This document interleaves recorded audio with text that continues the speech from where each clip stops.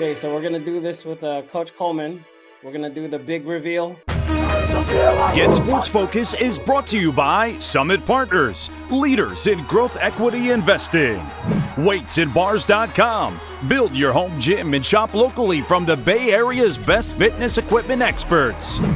Ike's Love in Sandwiches. Championship level sandwiches every single time.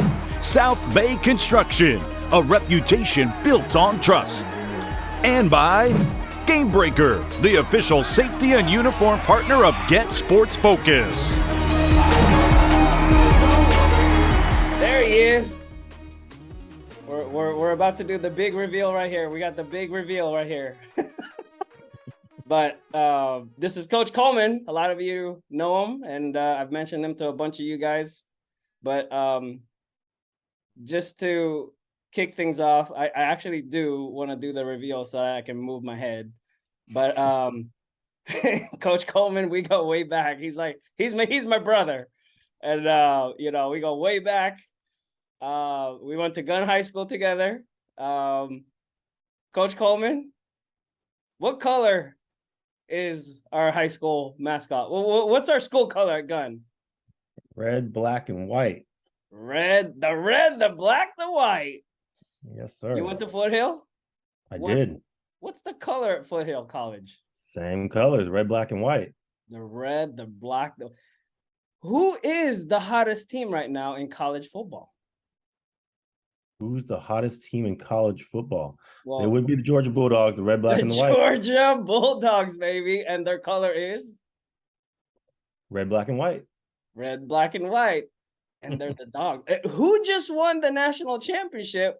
I'm sorry. I know you're a Foothill guy, but who just won the national championship for junior college? Oh, those CSM Bulldogs. They wanted it. They won it. They deserved it. Them Dogs. So part of this reveal, this was a long process. We really went through a lot of channels to perfect this, but Top Dog was something we started last year. We did Top Dog, the first one. We did the second one. The third one we just finished this past November. So moving forward, we decided, you know what? We got to go big. Top Dog 4. And Top Dog 4 is going to be an invitation, 2024 athletes invitation. And we can't just leave it at that. It's got to be special. So moving forward, we decided, you know what? We got to design a new look. We can't. We're going to get rid of the yellow. We're going to get rid of the green. It's supposed to be money green, actually. And so we decided to go with something that looks pretty cool. So here you go. The new and improved GSF Top Dog logo and mascot. Ta-da! There you go. Good. That looks good. It's a good mascot. And we're going to call him Tuddy, as in like touchdown, doggy, dog. Okay. That's a good mascot. Yeah. I like it better than the old colors, actually. That's a good job. Good job, Al. Hey, I mean, yeah, it took a while. No, I wanted to do something different, something special, something that will look pretty cool. And like you said, this was our school color. And also, I've always been a fan of the Bulldogs, the Georgia Bulldogs. And I'm glad they won, and we have the G too for gun back in the days. I think they still do. So, anyways, Coach Coleman. Not a lot of people know you, but there's a lot of people who know you. But just to make sure that you get the proper introduction, I would like for you to talk to us about you first before I ask you a few questions about important things. Tell us a little bit about yourself, and we'll get started with that. Like you said, grew up in Palo Alto, went to gun high school, played ball there, and then ended up going to University of Hawaii my freshman year. Came back, went to Foothill College for 2 years, and then Foothill helped me parlay that into going to Utah State and finishing up playing there. After that, came back to the Bay, worked with kids for a while, then ended up getting into the tech industry, and now I'm in my second stint at Foothill College, giving back to the kids, man. That's what it's all about, man. It's all about giving back to our community, giving back to the kids, doing what we can do and giving them opportunities to try to excel and get highlighted and parlay their dreams and do what they can. So this is what it's about, man. It's what GSF is about. It's what, what I'm passionate about, what a lot of guys like myself are passionate about in the Bay Area. Yeah, man, Coach Coleman and I go way back. He's my brother. We've worked on several things together in the past. Like I said, like he's all about helping the young generation. And there's a lot of back and forth behind the scenes. We text, we talk for hours. And one of the things, and I wanted to bring you on because I wanted to ask you these questions on Zoom so that you can answer them, and hopefully this will help some parents out there, some kids and coaches too, high school coaches, because you're a college coach and you have a lot of valuable information to share. One of the things that I think really stands out when we talk is the fact that these kids, we'll start with the freshmen. Like, if you are a freshman football player, what would you say are some of the important things that you need to do right off the bat, especially if you have some kind of potential to play, at a high level? I mean, the biggest thing is go out there and have fun and actually really like focus, make sure you do well in school, right? I think that's the thing. That happens for a lot of freshmen is they feel like, freshman year, it's not that important. But it is, man. Like these days, it's important to try to get a good start in school in the first place. And that's going to class and take care of your books, right? Your first time kind of getting some freedom. Not everybody's on you, how do you get to class and things like that. So I think that's important to get a good start. And on the football field, man, it's really taking coaching, right? You don't know anything yet. you know what I mean? Take coaching is the biggest thing, I think. And the other thing I would say is play multiple sports. I'm a big proponent of playing multiple sports, particularly track if you're a football player. Because speed's a thing. It's an important thing. And so I think those are the major things. Freshman year, you don't know what you're going to be yet. You don't know how good you're going to be, right? There's guys that bloom out their senior year, and they're not really good or getting that much playing time until senior year, and they blow up, right? There's guys that are really good their freshman year and they fall back. So really, your freshman year, it's really about just kind of laying a good foundation, right, and listening to your coaches and getting some good coaching in. That's really what it's about. And obviously there's some good quality specialists around the Bay Area that you can get involved with. Obviously, you do GetSportsFocus and you do the 7-on-7 tournaments, right? There's a lot of good teams out there, a lot of different teams out there that you can get into.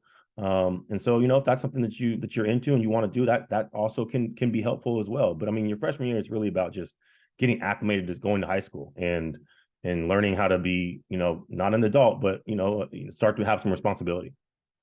Nice. What's interesting is I remember meeting new parents of incoming freshmen. And when I ask them, what are you doing right now to get ready? And everything that you just said is not even on the list. I had a dad that told me, it's like, well, he's going to start his own Twitter account and Instagram. He's going to join this group and they're going to travel all over the country for these tournaments. And, you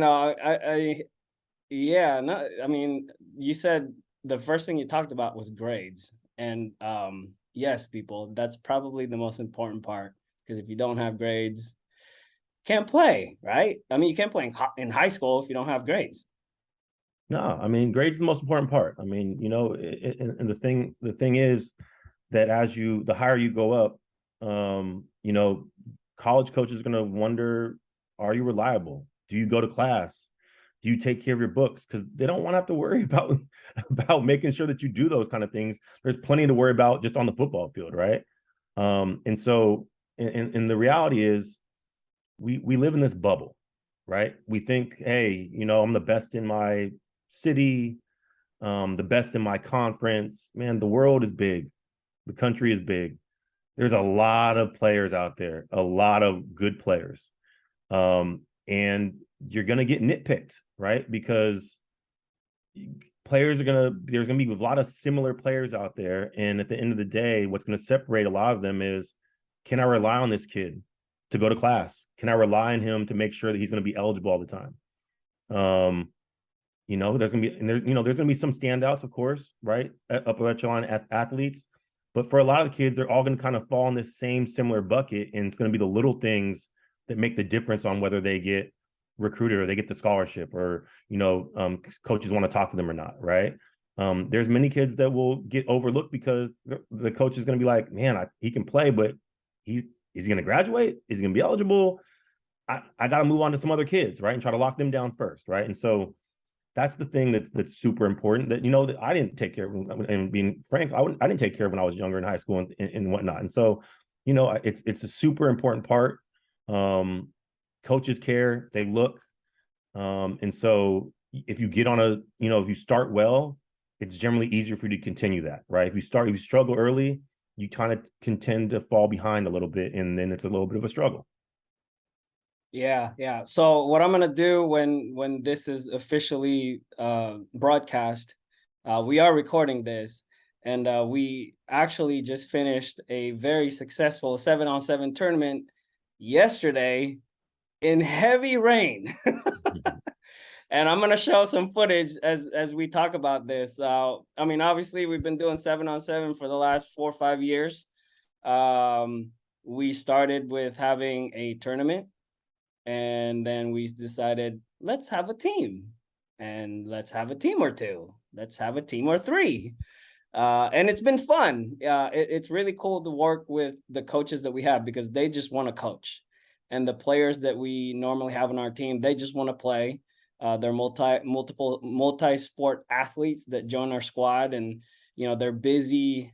They have a busy lifestyle with school and athletics, and you add the 7-on-7. So a lot of times we get together once a week, either at tournaments or with practice. But I wanted to ask you, Coach, you are an offensive coordinator at a junior college that is projected to do really, really well in the next. You guys had a great season, by the way. Congratulations. And I see a lot of great things going on over there, and the direction you guys are headed. But in all honesty, man, what is 7-on-7 to you, and what are the things that are good about it, and what are the things that are not so good about it? I think 7-on-7 is it's another tool, right? It's just a part of the puzzle that you can use to improve your game, right? I think it's generally better for receivers and DBs. For QBs, it can be good. I think the biggest kind of struggle, I think, when it comes to QBs is, are they taking their drops, right? Are they going through their progressions? Are they doing things that they would do in a game versus just in a 7-on-7 tournament, right? And some guys coach that and some guys don't, right? And I think it can lead to bad habits, but it all depends on like how you're leveraging it, if you will. It can build, team camaraderie is a good thing, especially like when you see teams that go together as their high school team, if you will. Can build camaraderie, and it's important for receivers and QBs to get on the same page and whatnot. It gives you an opportunity to play against, players that you may not play against in a regular season. But ultimately it's not in pads. So it's not real, tackle football, right? That you're going to recruit it off of. So I think there's benefits to it. But it's important to take care of the details, because if you really want to benefit from it, you got to take care of the details that are going to translate to real football and how in what you're really going to play on Fridays and Saturdays, right? That's the biggest part of it. And so again, there's some really good coaches out there that kind of focus on those things, and there's some kids that just go out there and they just play around, which is fine.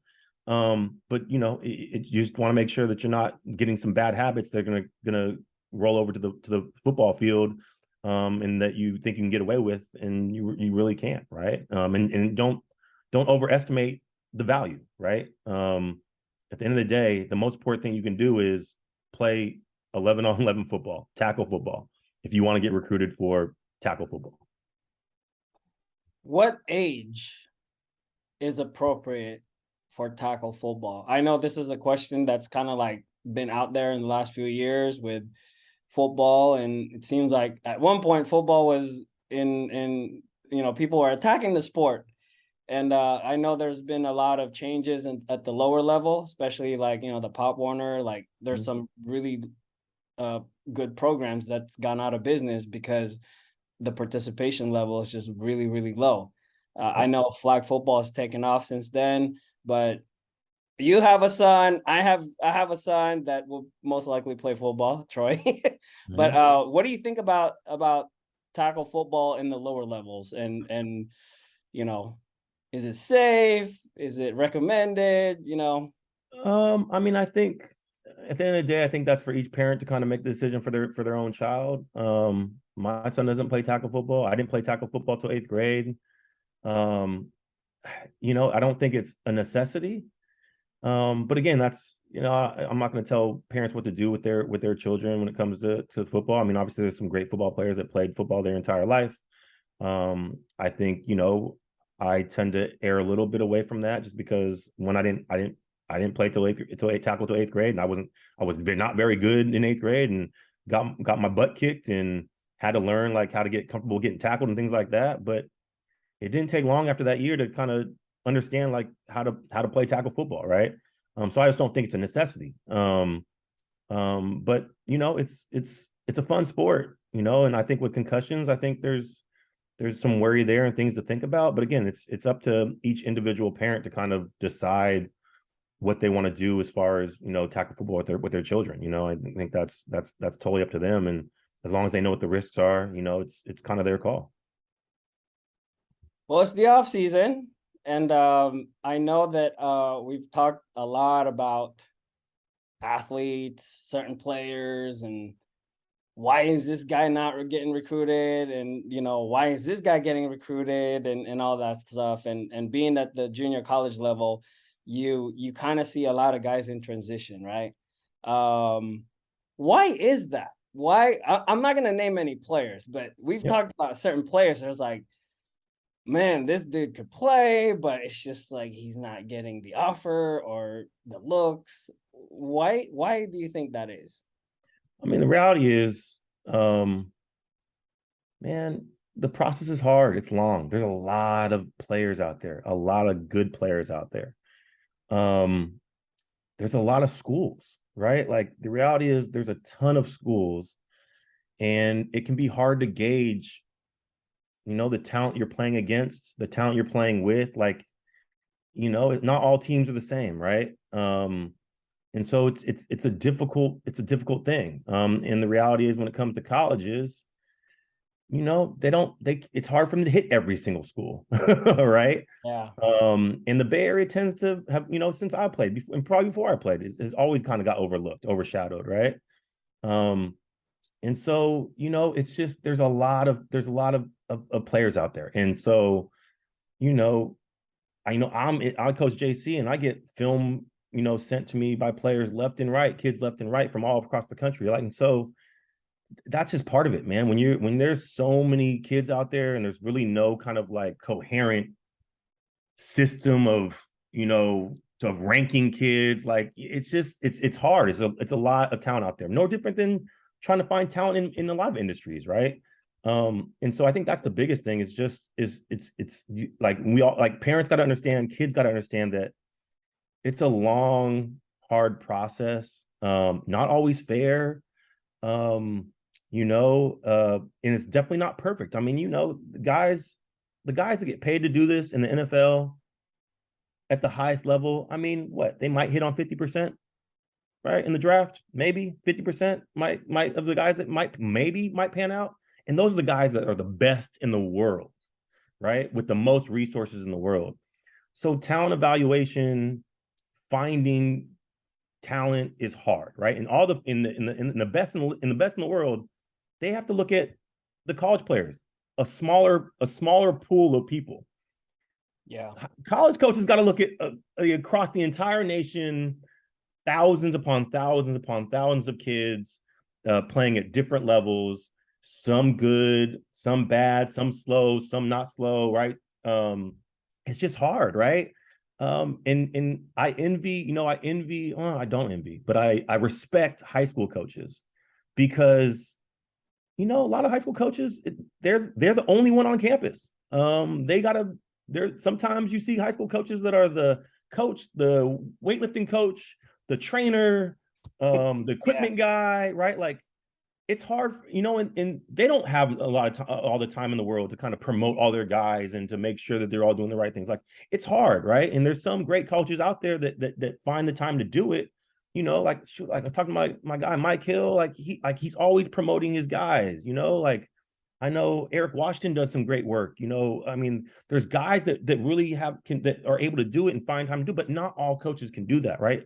Like, it's hard in high school, and so that's part of it. And so, and for college coaches, they get a ton of film from kids all across the country and from other coaches all across the country. And it's like, think about the business world, right? With resumes. It's like getting resumes, right? You get 1,000 resumes. How do I get through 1,000 resumes, right?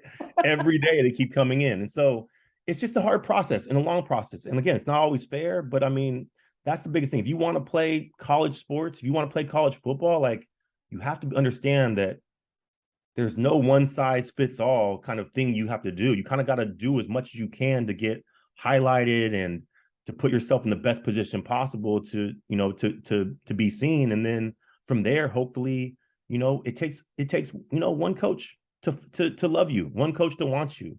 And I think, like, the biggest thing I said earlier is, understand that it's not just where we live at, it's the entire country of kids that are trying to play this sport.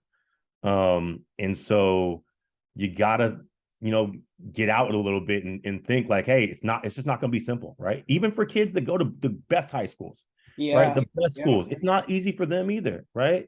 And so that's the thing, is if you really want to be a part of this game, you got to understand that it's going to be frustrating. It's going to be a long process. Yes, there's going to be those freak athlete, elite dudes that are just always going to be seen. But it's a process. It's a lot of people, a lot of talent out there. Well, you talked about being like putting yourself in a position in a position to be seen, or how much is that? There's luck that goes into this too, right? Absolutely. Right. Absolutely. There's luck. I mean, there's luck that goes into it. I mean, there's the starring network. Yeah, networking. There's the starring system. There's, hey, who was your brother? Was your brother good? Do you have, do you come from a family that have ballers in the past, right? Because you have the right bloodlines. There's, do you play on a team that's a really good team? Because most coaches are going to gravitate towards the good teams because they tend to have better players, right?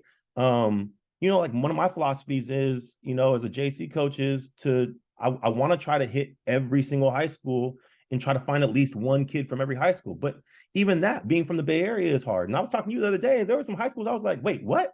That's a high school? Like, I don't even know all the high schools in the Bay Area, right? And that's just the Bay Area. And so it's a lot, man. And there's no kind of secret sauce on how to do it. You know what I mean? You got to just do what you can to try to get on people's radar, right? I mean, some people pay people to try to get them out there. And again, I'm not going to say to do that or not to do it. I think that just like anything else, there's going to be guys that are really good at that and can really help get you in front of people, and there's going to be guys that can't. But ultimately, at the end of the day, all someone can do is get you in front of a coach. They can't make that coach give you a scholarship. They can't make that coach be interested in you. All they can do is, hey, here's this film, take a look at it, and that's it. Like, that's really their job from there. Like, then it's up to the coaches, the scouts, the major college coaches who get paid to scout guys to decide who are the players that they want, who fits their system. That's the other thing you got to understand.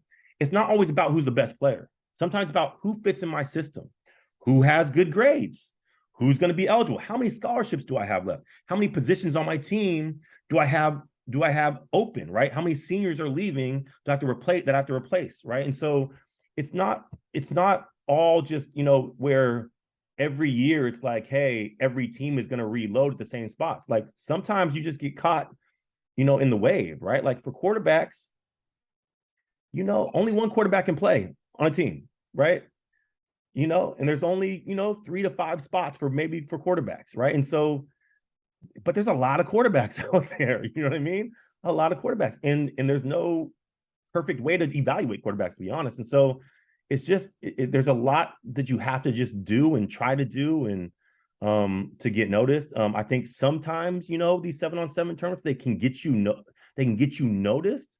But ultimately, what they're going to go back to is that after that, they watch that 7-on-7 stuff. They're going to get onto your game film and see what you did in the game, right? Yeah. So the best way to get noticed is to ball out.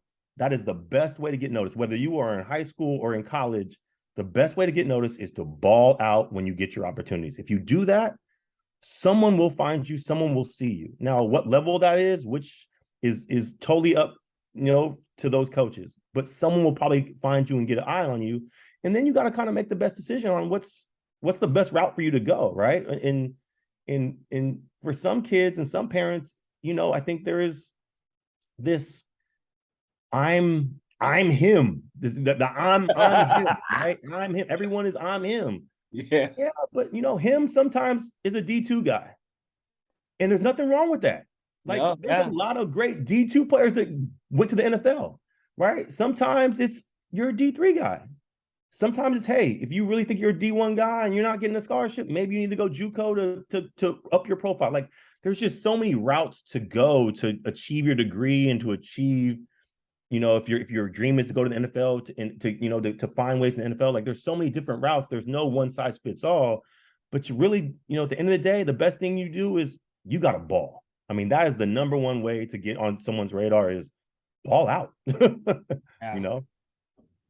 Well, speaking of ball out, dude, you just kind of reminded me of an old interview that I did with Dwayne "The Rock" Johnson. Oh, wow, that's what's up. Yeah, when Gridiron Gang came out, there was a screening at San Jose, in downtown San Jose, and there was a row of media that greeted him, and I was the only one that he actually stopped and talked to, and I had one question while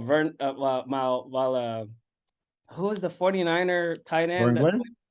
Yes, he was walking right behind him and he tapped him on the shoulder. Like, hey, what's up? Anyways, but yeah, I asked him, I was like, hey, what would you say? What would be your advice to young athletes who wants to go pro? And his answer was be realistic, work hard and be realistic. And that's kind of like what you said right there. You got to have realistic goal. I mean, you can't be like 5'5" and like 150 and I want to play in Alabama, right? No, man, I think I think being realistic is super important. And no, I mean, be realistic, but it's also to make it to the NFL, if that's what your goal is, or even like upper, like, Power 5 schools, like you got to be a little unrealistic, right? Because the percentage of kids or people that make it there is very, very small. You got to have the utmost confidence in yourself. And so it's not always just about being realistic. Sometimes it's being unrealistic to get there. And sometimes a lot of it's luck, luck, place, and time, right? Like I was blessed, man. I was blessed to make it to NFL camps and have opportunities, and a large part was due to my mentors like Raymond Ferris, right? Legendary trainer Raymond Ferris, who trained Jerry Rice. I was able to work with him during high school and he helped steer me, you know what I mean? And he helped give me the tools and things I needed to do to be in shape and to work hard. And, I got to learn from Jerry and, I got to learn from JJ Stokes and throw with Steve Bono. And, so I was blessed to, get those opportunities to work with some of those guys and learn at an early age, like, hey, what it takes to be good. Right. And I wasn't a 6'3" receiver, Kenny was the best one on the field on every single Friday night. And all the games that we played. And I wouldn't even he was the best on the field. And I wouldn't even say that, but like what they taught me was work ethic. What they taught me was work ethic. Yeah. Work hard, study your craft. I watched football all the time. I watched games all the time. I studied what they were doing, how you get open. Because look, everybody's not going to be 6'3" freaks, right? That can run 4.3s, right? Everybody's not going to be Randy Moss. Most guys are not going to be Randy Moss. Most guys are going to be, in that 5'10" to 6 foot, area. If I'm talking receivers, right? And maybe not the burner. So if you're not a burner, if you're not a 4.3 guy, that's fine. There's nothing wrong with that. Work on your craft. How do I get open? How do I use leverage, right? How do I, make DBs, worry about me? How do I get off the line of scrimmage? How do I make sure I catch everything that comes my way? Like there's reasons why you see different types of players all across the board that make it, right? Now, again, there's size is always going to matter. Speed's always going to matter, right? But there's outliers that make it all the time. And the reason is because at the end of the day, the game's pretty simple. If you're a receiver, you got to be able to get open. Whether you're a 4.3 guy or a 4.5 guy, whatever it is, if you can always get open, you can always get open, right? That's just what you can do. And if you always catch the ball, then you always catch the ball. Like those are things that you as a player control. Mm-hmm. You're not always going to be able to control who your quarterback is. You're not always going to be able to control how fast, like you can only get so fast, right? You only have so much speed in your body, but you can control like, how do I run my routes? How closely do I pay attention to how I run my routes, right? What techniques do I learn, and what techniques do I use? The ball's in the air. Do I shrink, or do I go out and catch it? Do I make sure I catch with my hands, or I'm catching with my body where the ball bounces off my chest? Like those are things that every single receiver, no matter how talented they are, can focus on and work on, right? And so I think, and that goes for every position, right? There's things that you can do that you maximize your skill set by doing, and it don't have to rely on all the physical tools. Now, the physical tools are helpful, and the fact of the matter is, if you have a ton of physical gifts that God gave you, and you work really hard, well, shoot, you are going to most likely be better than everybody else. But man, I could tell you, when I got out of college and I was working with high school athletes, I worked with the Riker Center for a while. Rest in peace to Gary Rikus. Julian Edelman was one of the kids that came through there, man. And I'll tell you this, I've said this to everybody that has ever asked me about Jules. Man, Jerry's the hardest worker I've ever met. Jules is the second hardest worker I've ever met. And he didn't have Jerry's height, maybe even Jerry's speed, but Jules, even at that age, when he played quarterback in high school, he worked his tail off every single day. And that's what separated him from a lot of guys that were probably bigger than him, faster than him, stronger than him. He worked his butt off. And that's not something you can teach, man. Work ethic is something that you have to decide on your own, like how hard you were going to work. And, you can lie to a lot of people, but it's hard to lie to yourself, man. If you got up early and you hit the weights, right? Yeah. If you went running or not. If you skipped running because you were tired or whatnot. Like there's guys that, hey, have all those excuses and they still get the work done, right? And Jules is one of those guys, and he's a great example of someone that don't get me wrong, Jules has some talent, but he got every ounce of talent out of himself by how hard he worked, and that's a credit to him. Nobody else. I mean, there's guys, maybe I gave him a little thing here, and obviously Belichick gave him a ton of things, and Brady, all those things matter. But at the end of the day, he chose to invest in himself and put as much hard work into it as it required to give him the best shot. And here's the reality. The reality is, no matter how hard you work, there is zero guarantee that you're going to get a scholarship. There's zero guarantee that you're going to make the pros. You have to do this based on faith. Yeah. Faith, the true belief, and the game will test you enough that it will test the guys to figure out, do you really believe in yourself? Do you really, really want this? Because the game will test you, man. And there's guys, like I said, that get up every single day, work 3 jobs, whatever they have to do, and they still get their work done. And so the biggest thing you can do as an athlete is just work your hardest. If you really care about it, work your hardest with no guarantees. Well said, man. Well, you pretty much answered the next question that I have.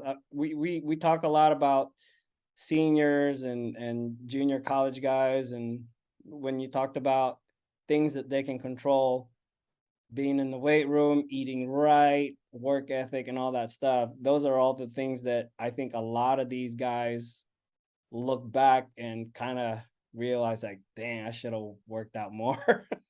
I should have, worked on certain things more. And, like you said, I would take a guy that can catch the ball over a guy that can run really fast.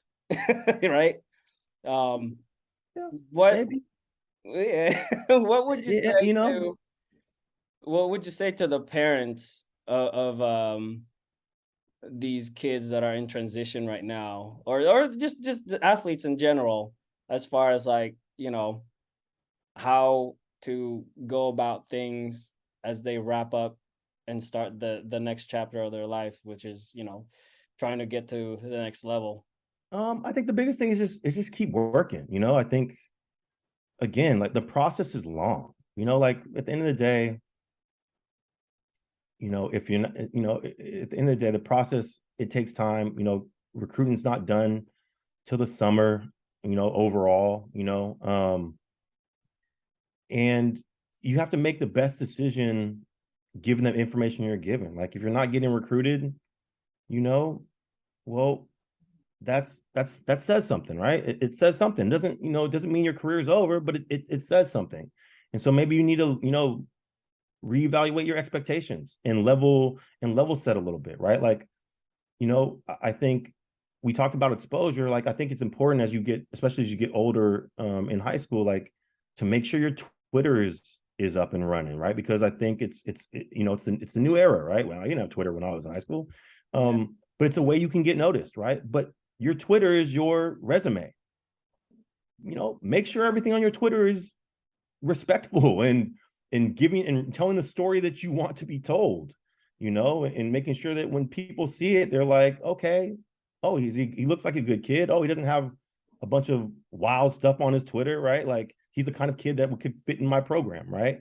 So I think doing things like that, making sure that the Twitter and social media stuff is on the up and up. Making sure your grades are good, right? Working hard in the weight room, man. I think that's the biggest thing. I could tell you, like, I didn't work hard in the weight room when I was young, like, but it's a huge piece because it shows it shows how much you care. And also physically, it helps you show development, right? Like, again, when you think about it, because there's so many kids out there and there's so much talent, right? You see it in the NFL all the time. Like, people start to get nitpicked every little thing, right? Yeah. So let's say everyone starts with 100 grade. Okay, well, his grades aren't very good. Oh, that knocks him down a notch. Oh, he has a bad attitude. Oh, that knocks him down a notch. Oh, he's not quite as fast or as big as I'd like. Oh, that knocks him down a notch. So everything that you do is being evaluated, every single thing. And they're looking for reasons to knock you off and knock you down a notch so that they can get to the guys that they don't have to knock down a notch, right? And so it's really important to pay attention to all that stuff, I think that be respectful to all coaches. I think that's a big thing, right? Because the coaching fraternity is very small. Like, Yeah. very small. Everybody knows everybody. Coaches know each other, right? They know each other. They change staffs. That happens all the time. You see it in the NFL all the time, right? Like, they change staffs and all kinds of crazy things. And so, and you never know, like, you don't control most of the time. Kids do not, and parents do not control if they're going to get a scholarship or not. The schools control that. And so you never know, like, you may get a scholarship pulled. And now it's like, well, you dissed these 3 coaches, and now, like, you might have to go back with your tail between your legs, trying to talk to those 3 coaches. And you put a bad taste in their mouth because of the way you acted, right? And so I think that's the thing. Like be respectful. Like treat everything as an interview. Treat everything as the camera's always on you. It's no different than when you play on the field. When you play on the field, what we always say is the eye in the sky doesn't lie, right? Yeah. The camera's always on you. So even if I don't see it in game, when I watch the film, I'm going to see it. So if you're jogging or being lazy or you're a dirty player, like, on film, we're going to see it. And so the same thing with how you treat your social media, how you work in the classroom, like, assume there's a camera on you at all times, and they're going to look at that and see, what kind of person you are, what kind of character you have, right? Because it's really easy to see how you are on the field. Yeah. What's hard to know is who you are as a person, right? And so anything they can find, they're going to do that. They're going to talk to other coaches, right? They're going to talk to administrators sometimes. They're going to talk to parents sometimes. Like, they're going to talk to people they know sometimes. Like, those are all things that they're going to do. And so I think the biggest thing is just to act like, hey, all this stuff kind of matters.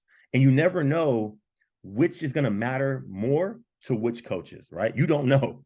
Like, some coaches are going to care about size more than others. Some coaches are going to care about grades more than others, but they're going to care, and they're going to care about something. You don't know what they're going to care about. And so the best thing to do is to try to make sure that you take care of all those things, right?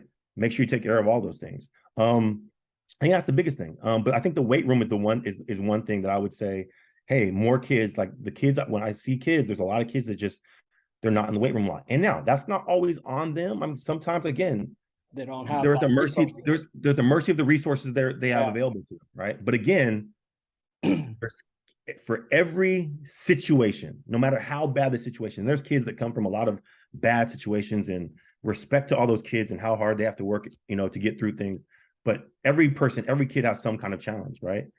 Yeah. And the reality is, for every kid that has a challenge, there is someone that has come before you, or someone that's a peer of yours that's going through the exact same thing or worse. Or worse. And they are working their butt off still to make it happen, right? And so it's easy for us to get in our own bubble, like, oh man, I have it so bad, I have it so hard. And there's a lot of people that do. But trust me, there's guys that have made it, and the guys that are making it with similar or worse situations because of how hard they just believe that, hey, this is my ticket. This is how I'm going to get noticed. This is how I'm going to survive. This is how I'm going to get my scholarship, right? And that's not an easy thing to do, even for the people with the best of circumstances, right? It's not easy to do. But it's something that, hard work is something that everybody has in them.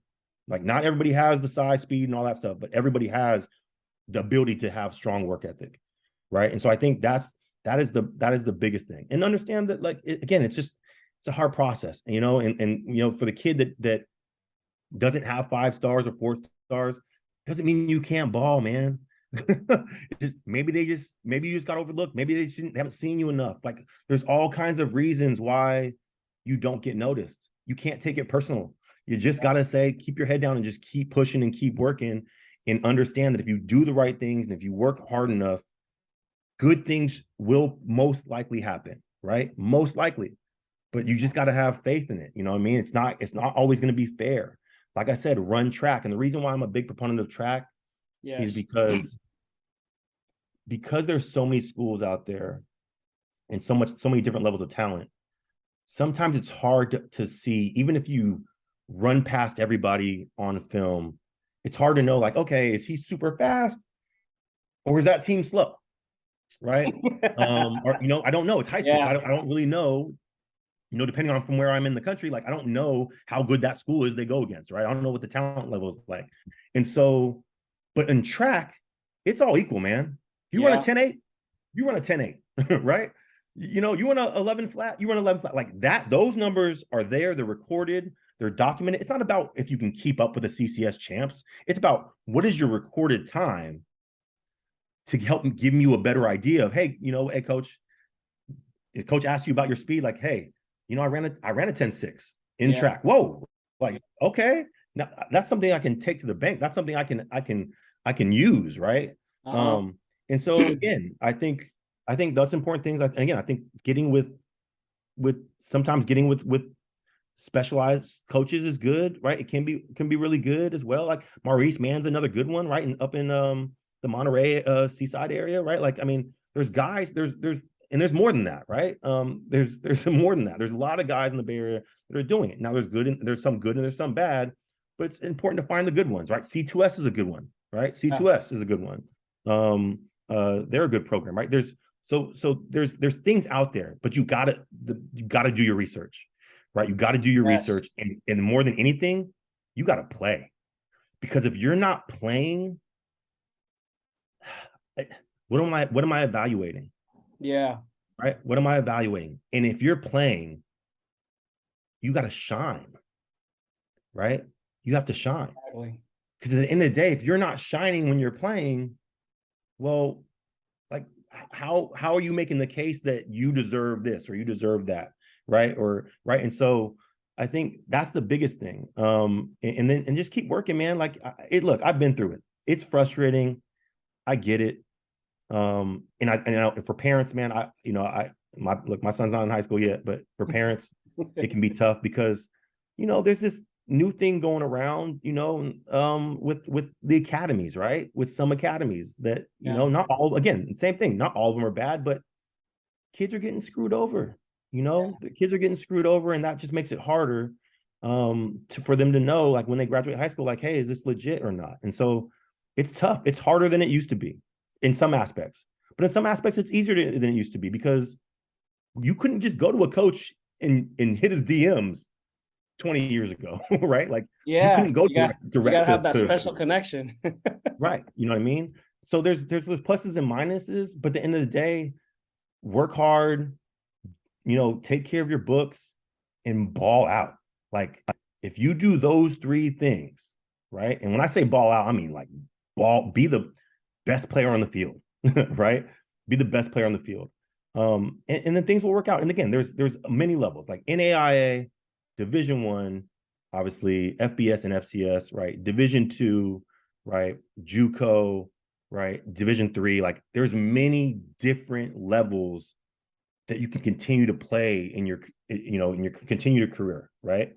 Many different levels. And if you really truly love the sport, you're gonna keep playing, regardless, right? You're gonna keep playing, or you're gonna end up being in that industry in some areas or aspects. I mean, I tell that to kids a lot. It's like, hey, you don't have to be a football player to be in football. Very true. A lot of careers that has something to do. There's business part, there's the marketing side, there's the artistic side, there's this side, journalist, there's a lot of things that you could do. But it all requires that passion, right? The one that you were talking about. You got to be passionate about the sport. Be a student of it, learn anything and everything about it, and network, work hard. You could be a trainer, right? There's a lot of things that you can get into. So absolutely. There's a lot of things you can do. I mean, I worked for the 49ers for a bit. Like, I mean, there's a lot of things you can do with this game. And look, use the game because it's going to use you. Right? It's going to use you. So use it, man. Use it like some of the best things is the friends you make, the networks you make, right? It's the largest sporting network you can have because there's more players than any other sport, right? Yeah. It's some of those guys are going to go off and be CEOs, right? Some of those guys are going to some of those guys, might own a company, own a team. Who knows? Like there's all kinds of things, right? And so but you gotta work hard, be a good teammate, right? And be respectful and do, like I said, don't give any reasons to ding you, right? Or at least not. I mean, look, no one's perfect. We're gonna make mistakes, right? But try to do your best to not allow things to get in the way where people can ding you and question your character and question your game, right? Like you gotta do whatever you can to be the best you possibly can. Again, that's a different road for everybody. It's not the same road for everybody, right? Sometimes trainers can be expensive, right? And so not everyone uses one. But okay, but then with YouTube, shoot, you can find drills. You can do push-ups if you don't got weights. I mean, there's things you can do, right? Yeah. And it may be hard. I'm not saying it's easy, but there's a way. Trust me, there's a way for every single athlete. There's a way. And again, doesn't mean you're going to go to the pros. Does not mean you're going to be a D1 guy. Does not mean you're going to be a Power 5 guy. Sometimes it means you're a D3 guy. But guess what? There are D3 kids that had really great college football careers. And there's some D1 guys that didn't play at all. Right? Like that's true. That's the reality of the situation, right? Like the path it's not perfect for anybody, right? You got to find the right path for you. But if you really love the sport, you're going to keep your mind open and find a way to keep playing, right? Find a way. There's plenty of opportunities out there and schools out there. And you just got to humble yourself and say, okay, is this the one for me? Is it not? And Am I doing everything I can, right, to really make it happen? I mean, there's kids that don't party because they're like, hey, football is number one for me. And there's some kids that's more important. And that, again, that's fine, right? Like it's what Kobe Bryant said, right? Like Kobe Bryant said, I'll party with you, but you're gonna get up with me at 4 o'clock in the morning and do this workout still. Right? Like trust me, like it can be done. But you got to have the passion for it. And the guys that have the true passion for it and the work ethic, more often than not, that pour everything into it, they put themselves in the best positions to get noticed and to get opportunities. And that's just what it is, man. I think that's what I would like want to impart upon kids the most, right? And parents is, do your research and do what you can, do everything you can, take advantage of all the opportunities out there. Reach out, go to, programs like GetSportsFocus, C2S, high intensity. I mean, there's just, there's good things out there, right? I mean, there's good things out there. There's great coaches out there. There's great programs out there. Obviously, Foothill's a good JUCO. There's a lot of good JUCOs in California. And be willing to go away from California. That's the other thing. Yeah. Be willing to go away from California, because the reality with California is D2 options, they're not on the West Coast anymore, really, right? So be willing to get away from California a little bit. It's okay to leave your nest and go see other places and see other things. But yeah, I mean, I think that's the biggest thing, is just try to understand at the youngest age possible. And for parents, try to understand for your children, just there's a microscope on everybody, right? There's a microscope on everybody, and it's important to just put your best foot forward, work really hard, and pour everything into it, and you may get opportunity, but it's a big pool of kids, a huge pool of kids, right? A huge pool. But I believe if you work hard enough, opportunities will present itself, and then when you get the opportunity, you got to smash it. You got to smash it. I can't. A lot of like it's easy to complain about not getting opportunities, but when you got your opportunity, did you catch the ball? Did you make that throw? Did you make that tackle? That one play. Did you make that play? Because if you didn't, look, man, you didn't maximize it, right? Mm-hmm. And that's just the reality. And sometimes that's it takes that, right? Sometimes it takes that one play. I remember, matter of fact, Julian Edelman, 7th round pick, quarterback, New England Patriots, punt return. I want to say it was a preseason game. He like broke and almost took to the house, I think, or maybe took to the house. I can't remember. He returned the punt and did a great job with it. And it was like, whoa, oh, and then another opportunity came, and then another opportunity came, and then another opportunity came. And the famous thing about Jules was, even after he got paid and played, he still got up at, I think, 4 or 5 in the morning and still was doing the same things he did as like he was a rookie. It like that type of commitment, it's not normal, man. No, it's not normal. But it's possible for every single kid to have that type of commitment if this is what they really want to do. It's possible. It's possible. And I think that's the important thing, man. And if you can get with some good trainers or get with a good program that's going to teach you and coach you up, I mean, and you can afford it, right? Or they can work something out. Like that's a good way too. But it's not the end all be all if you can't, right? There's plenty of ways to make it. But the biggest thing you can do is work on your craft. Work on your craft. Live in the weight room, right? Eat, put on weight, right? Yeah. There's just I think you hit it on right there. So, I mean, when you get into that routine of being a hard worker and being disciplined, I think eventually that will bleed into your lifestyle, the choices that you make. Do you go to parties? Do you drink? Do you take drugs? Like, do you eat healthy? Yep. Right. It kind of just starts to trickle down to the other areas of your life. Association, what kind of people are you hanging out with? Are they positive people? Are they negative people? Do they motivate you? Do they discourage you? Like little thing. And this is all life stuff that I think a lot of these kids are, I think athletes have the best, um, as far as like when they get into these sports, they learn a lot of life skills. And like you said, attitude is very, very important. And funny thing you mentioned that. So yesterday we had 14 teams at our tournament, first tournament of the year. So you have a bunch of guys that are just getting into the 7-on-7 circuit, and you can tell the talent level is like from here to here. We had a team from Utah that was, expected to be really, really good. They ended up winning the championship. And throughout the day, I was watching them. I was watching everybody. But the thing that really stood out the most was how these kids were carrying themselves throughout the entire day and how they were being coached. You in the beginning, you hear body language, watch your, and they were just like, you could tell like there's something special about some of these individuals on that team. The other teams too. DT had a great squad of like ballers from the South Bay, obviously high intensity. They always run a good program.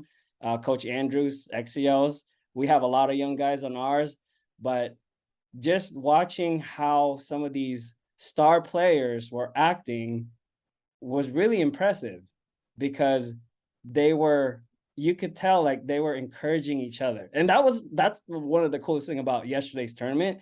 There was a lot of positive athletes out there that were very, you'll get the one guy that's like, a hothead and all that stuff and talking smack. But for the most part, like, especially this Team Pala from Utah, their attitude was up there. And I could tell, like, whoa, I was like, somebody will drop a ball and then come right back and they'll talk. And you can see like the positive vibes like all over and it starts with the head man, the coach. Their coach is a really cool guy, and MLUYFI also, Coach Maury, he runs a great program.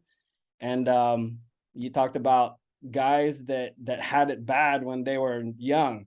James Jones, Najee Harris, they went through some really tough situations when they're in the NFL. James Jones is a legendary guy now.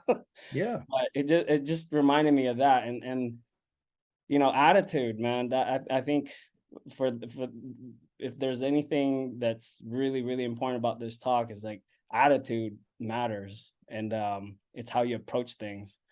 Attitude, it's super important, man. And you control it. And that's, again, exactly control the things that you can control. There's a lot of things in football that you are not in control of. That's just the reality.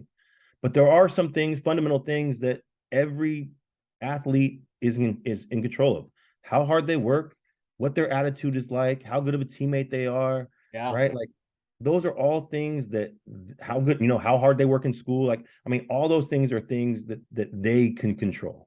And so if you focus on things that you can control, you're generally going to be in a pretty good spot, right? If you maximize the things that you can control, you're going to be in a pretty good spot, because at the end of the day, no matter how good you are, you don't control everything, right? Like, Jerry Rice didn't control Joe Montana's throws. That was on Joe Montana, and Bill Walsh called the plays. Jerry didn't, right? Like, you can only control what you control. But what Jerry did? He maximized everything he could possibly control.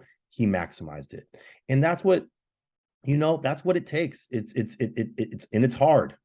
Trust me, I know it's hard, right? Especially now. Like, you got social media, you got flip phone, you got iPhones, right? You got play video games on your phone now, right? Like, when we left, we used to play Nintendo or whatever, and then go to school. Like, man, I can't wait to get back home. We used to go to arcades. Right? I can't wait to get back home. I can't wait to get back home and play video games. No, now it's like, I got it in my, like, so I get it. It's not easy. It's harder. It may be harder, but the guys that make it are the ones that overcome that stuff. The guys that make it are the ones that are able to lock in against all odds, be able to focus. And it's not easy, man. I get it. High school is all about your peer group.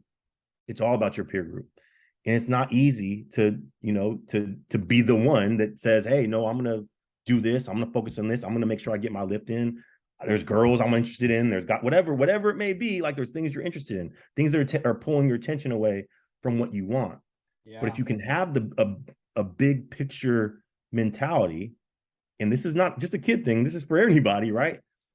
You have the larger picture in mind, then you can goal set based on that larger picture and go and make sure that that goal is always top of the mind, right? And so then you're making decisions based on a long-term goal and not just that instant gratification, right? That is so hard to turn away from, right?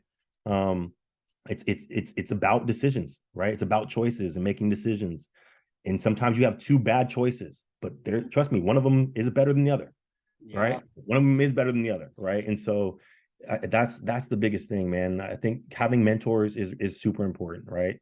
Having good mentors is super important. And now with the online community, you can find good mentors.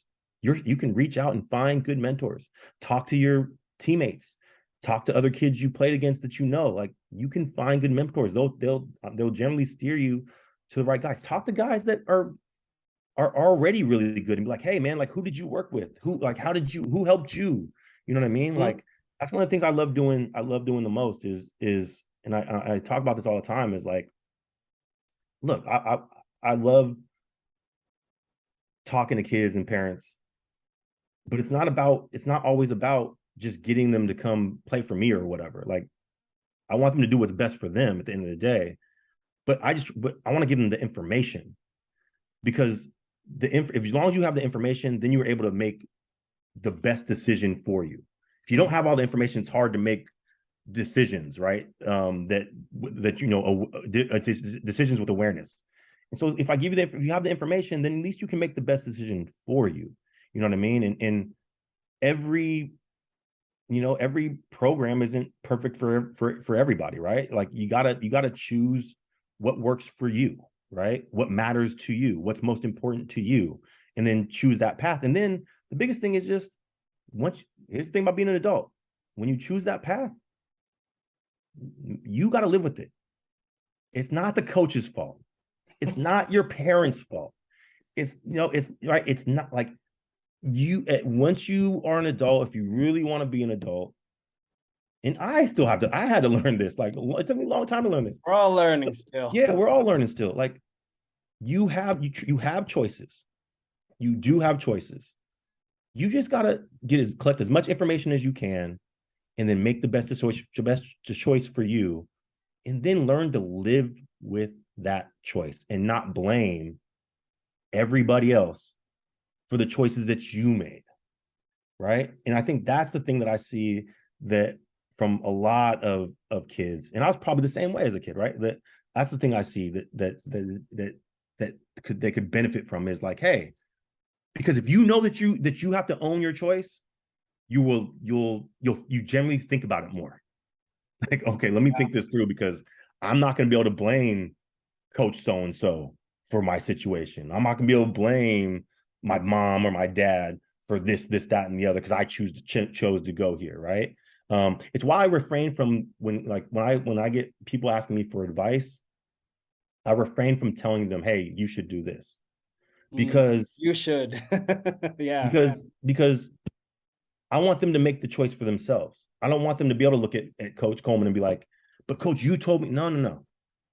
I'm going to give you the information, and then you got to think about it, sit on it, and then decide what you want to do and what the best decision for you is based on the information you're given. I don't want to be the one that want you to look back at me like, oh, you told me to do this, so I went and I did it and I failed. No, I want you to make the best choice for you. That's why I'm not going to sit here and tell you, don't work with a trainer or to work with a trainer, because there's good ones and bad ones. And I'm not going to be the one to tell you like, hey, like, I'm not being trained by them. Right. But there's certain guys that I trust and think are good. But again, you still have to make your choice on, does that work for you? Right. Like when you're choosing a 7-on-7 team, what's important to you? Is it important to play with your homeboys, or is it important to get the best coaching possible? Like, or wear the nicest gear. Or like there's right, like there's all kinds of decision points there that you can actually make a decision breaker right there. Yeah, right. And that's what you want to do. Cool, but make sure that you're okay with, like, well, I chose the team because the gear was cool and not because I was going to play, right? Like, that's fine, but it's your choice, right? And so I think that's the important thing, man. And again, have fun with it. Like, Have the fun, biggest thing about these tournaments, man, is have fun. Like, the sport at some point is going to end, no matter who you are, no matter how good you are. Save for Tom Brady. Well, after the night, I don't know. But, but save for Tom Brady, like, the game is going to end no matter how good you are at some point. And so enjoy it. Enjoy it while you're playing. And understand that even Tom Brady, what is he, 45? Something like that. 45 years old? Going to 46, He still has like 50 years left of life. He's gonna have to do something. Yeah. Right? The average NFL career is over what? In 3 years? 3 years, yeah. Right? In 3 years, you're gonna have to do something at some point after. And so have that other thing that you want to do, other things you care about, always kind of there, right? And give yourself options. The best advice my dad has ever given me was create options for yourself, right? And which is why I harp on the school part. Not because everybody needs college to have a great life or a great career, but because just because you don't think you're going to want to do something at 16, 17 years old doesn't mean at 22 that you're not going to want to do that still. Right? And so if you go to school, get good grades, have that opportunity, able to parlay into degree, you may not ever use it. But what if you do want to use it down the road? Yeah. Well, either you're going to have to go back to school to try to go finish it, which is harder down the road, or you already have it and you can make that decision. And so my thing is always give yourself the ability to say no. Not yes. Always give yourself the ability to say no. And you can only say no if you have choices and if you have options. It's the only way you can say no. And so if you do that and maximize it, then, you can do that. So when you talked about The Rock earlier, shoot, he has the ability to say no all the time, right?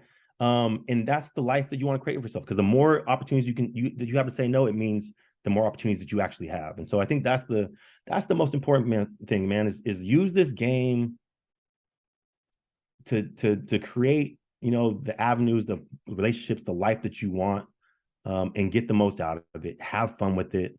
And if you really care about it, if it's what you really want to do, the information's out there. Work your butt off, talk to people, get as much advice as you can, and then make the best decision you possibly can make and live with it. And again, you're not, you see the transfer portal now, right? Like, that's the thing about it's harder. The transfer portal makes it another harder. show, Coach. Yeah. You see it. The transfer portal makes it harder. So it's like, like, make the best decision you can possible with the information you have, and then live with it. And then guess what? You can make another decision after that, right? Like, that's the thing. You get to make other choices after that, right? You're not married to that. Like it's crazy. Like, we see it all the time where it's like, it's almost like people hold people to this standard where they can't change their mind.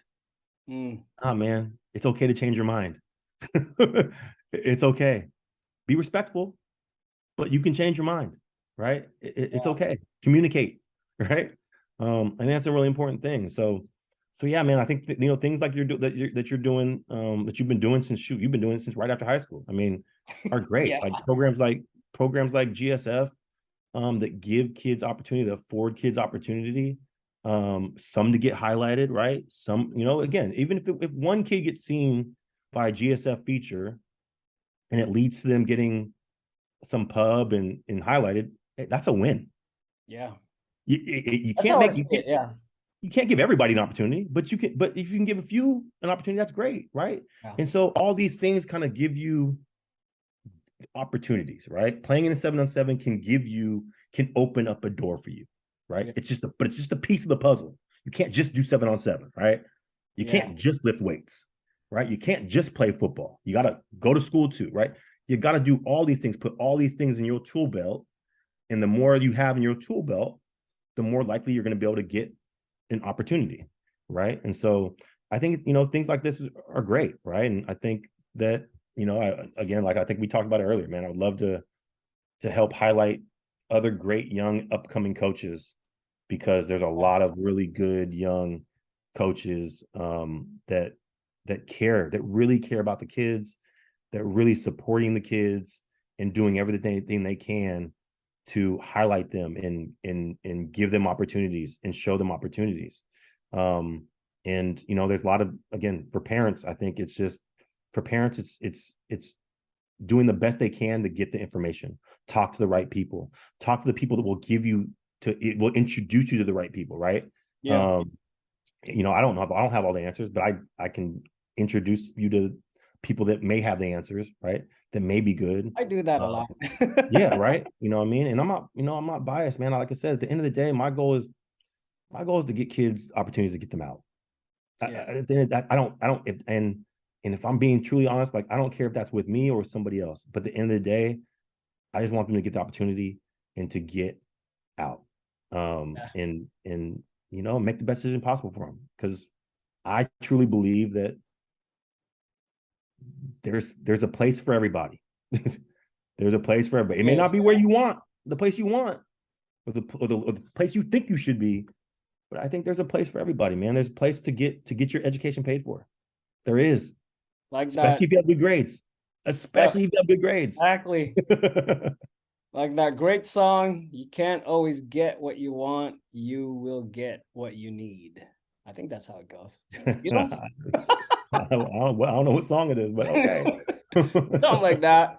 Well, since we're talking about things that we can control, time is definitely something that we can control. Here at Get Sports Focus, we can go an hour and a half talking to you guys about the things that you need to do and all that stuff. But this was supposed to be a 20-minute talk, and I think we're way over that.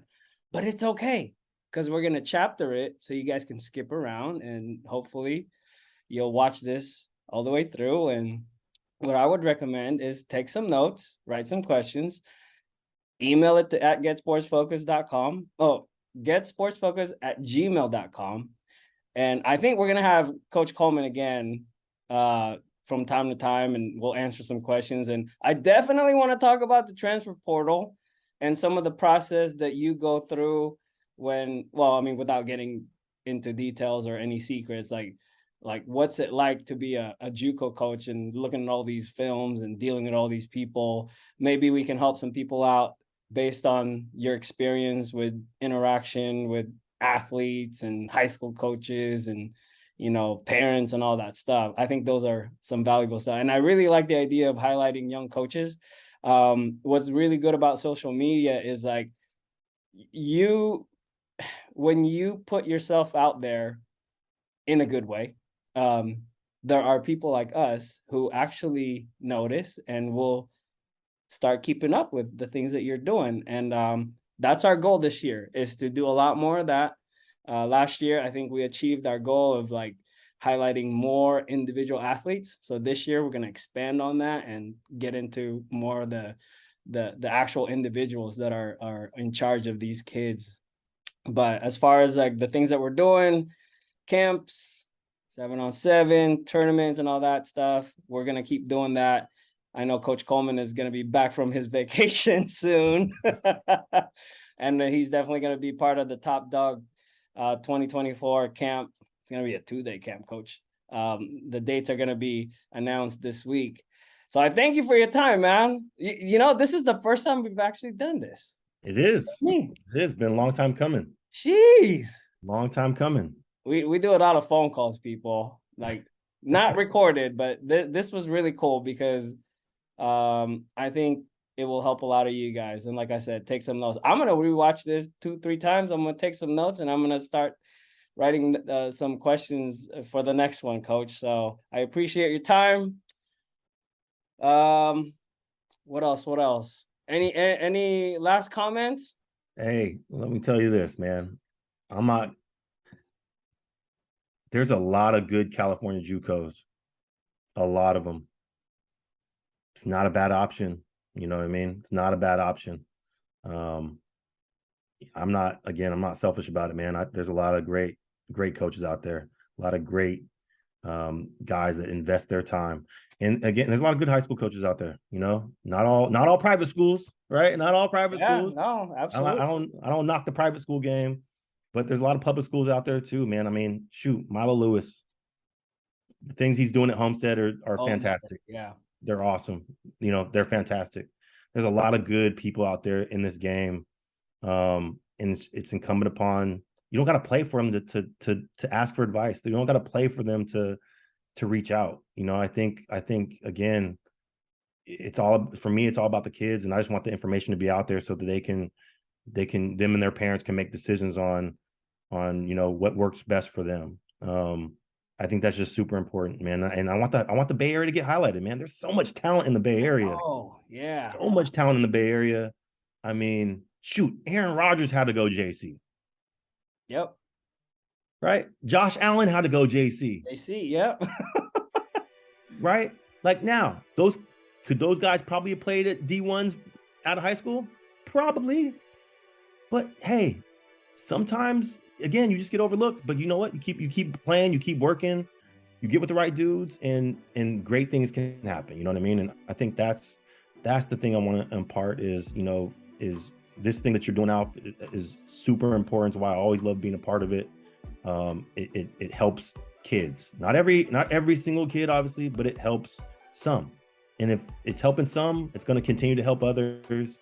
And there's a lot of good programs on the Bay Area, and that's why I like talking to a lot of the local high school coaches as well, the young and up and comers, the ones that work hard for their guys, because you see how hard they work to get kids out. And trust me, they're not getting paid a lot. Yeah. They're not. They're doing it because they love it and they care about it.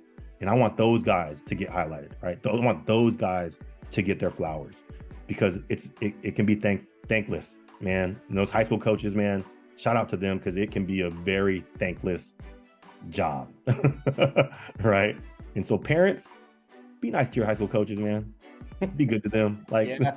Like they work really hard, you know what I mean? And they're not getting $100,000 million to do it, right? But they're doing their best they can to try to take care of your kids. And you know, that's the thing I want to impart, man, is there's some great kids out here, there's some great coaches out here, and the Bay Area deserves to be highlighted, you know, and not overlooked. And I think we can all work together to make that happen. Amen, Coach. I love this. This is awesome. Well, till next time, I'll see you when you get back. All right, my man. Till then, stay strong. Stay strong. That sounded corny, dude. And cut.